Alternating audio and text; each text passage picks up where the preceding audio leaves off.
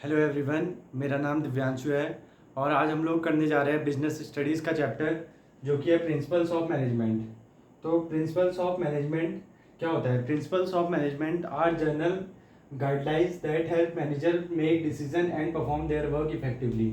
तो principle of management basically rules और guidelines होती है जो मैनेजर के काम आसान बनाती है और एक ऑर्गेनाइजेशन को रन करने में हेल्प करती है।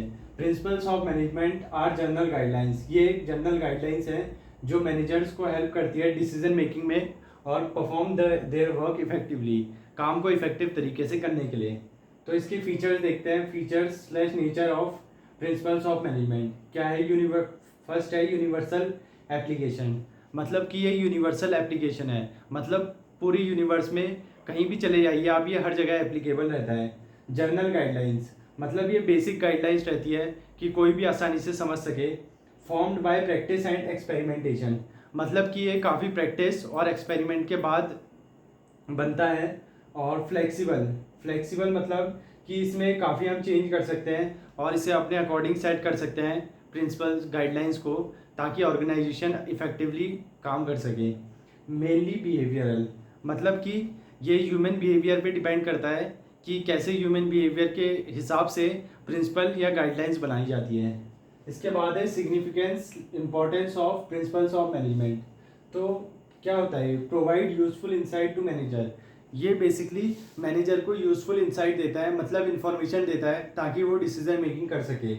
ऑप्टिमम यूटिलाइजेशन ऑफ रिसोर्सेज, मतलब कि रिसोर्सेज को अच्छे से यूटिलाइज कर सके ताकि ऑर्गेनाइजेशन और बेहतर कर सके। साइंटिफिक डिसीजन मेकिंग, मतलब कि साइंटिफिक तरीके से डिसीजन लिया जाए ताकि कोई भी आगे जाके फर्म को नुकसान ना हो और फर्म ज़्यादा से ज़्यादा रेवेन्यू कर सके और ग्रोथ कर सके। फुलफिलिंग सोशल रिस्पॉन्सिबिलिटी, मतलब कि जो भी सोसाइटी की रिस्पॉन्सिबिलिटी है उसको भी फुलफिल करना, ये सारी चीज़ें इसमें कंसिडर करते हैं। मतलब कि जो भी सोसाइटल कल्चर होते हैं और सारी चीज़ें सोसाइटल नॉर्म्स होते हैं उन सबको भी ये साथ लेकर चलता है। Management training education and research, तो मैनेजमेंट को ट्रेनिंग करना, रिसर्च करना, एजुकेशन प्रोवाइड करना, ये सारी चीज़ें भी इसके इम्पोर्टेंस में आते हैं। तो अब देखते हैं हेनरी फेयोल्स के 14 प्रिंसिपल्स ऑफ मैनेजमेंट। तो 14 प्रिंसिपल क्या क्या है? सबसे पहला है division of work. Division of work मतलब काम को पार्ट्स में बांटना ताकि काम बहुत इजीली तरीके से हो सके। दूसरा है authority and responsibility. Authority and responsibility मतलब किसी को कोई अथॉरिटी देना कि डिसीजन मेकिंग कर सके और उसके साथ उसे रिस्पॉन्सिबिलिटी भी देना ताकि वो उस अथॉरिटी का गलत इस्तेमाल ना कर सके। तीसरा है डिसिप्लिन। डिसिप्लिन मतलब कि एम्प्लॉय को एक ऑर्गेनाइजेशन में अच्छे से डिसिप्लिन के साथ काम करना चाहिए।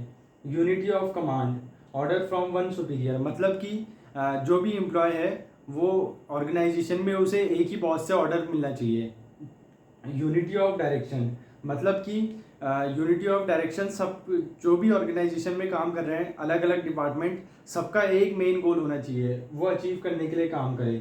Subordination of individual interest to general interest, मतलब कि जो भी ऑर्गेनाइजेशन में एम्प्लॉय हैं उनके लिए सबसे पहले जो भी ऑर्गेनाइजेशन का गोल है वो सबसे पहले इम्पोर्टेंस रखना चाहिए।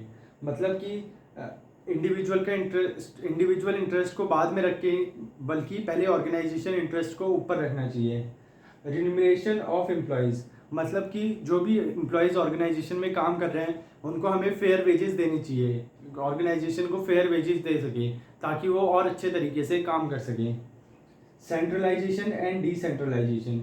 सेंट्रलाइजेशन मतलब कि पावर एक के हाथ में देना, और डिसेंट्रलाइजेशन मतलब डिवीज़न ऑफ दैट पावर, मतलब कि जो भी डिसीजन एक ऊपर टॉप लेवल मैनेजमेंट लेता है सेंट्रलाइजेशन में, डिसेंट्रलाइजेशन मतलब कि वो डिसीजन को पूरे लोअर लेवल तक पहुंचाना।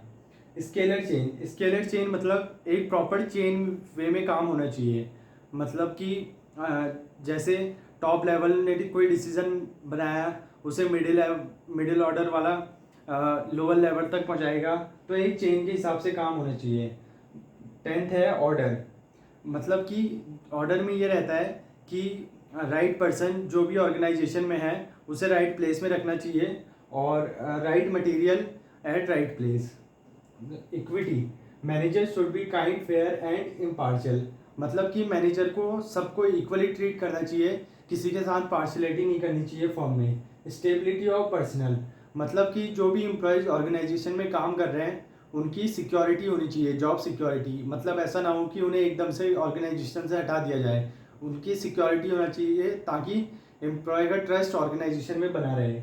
इनिशिएटिव, मतलब अगर कोई एम्प्लॉयज़ ऑर्गेनाइजेशन में अच्छा काम करता है या बेटर डिसीजन मेकिंग में हेल्प करता है तो उसको कुछ इनिशिएटिव देने चाहिए।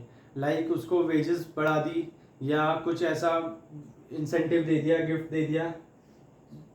लास्ट है Spirit de cops, means team spirit, मतलब कि सबको एक स्पिरिट के साथ काम करना चाहिए ऑर्गेनाइजेशन में।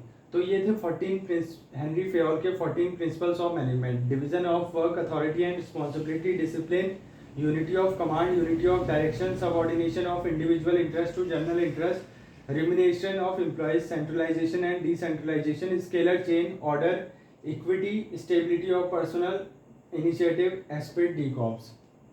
तो ये थी आज की वीडियो।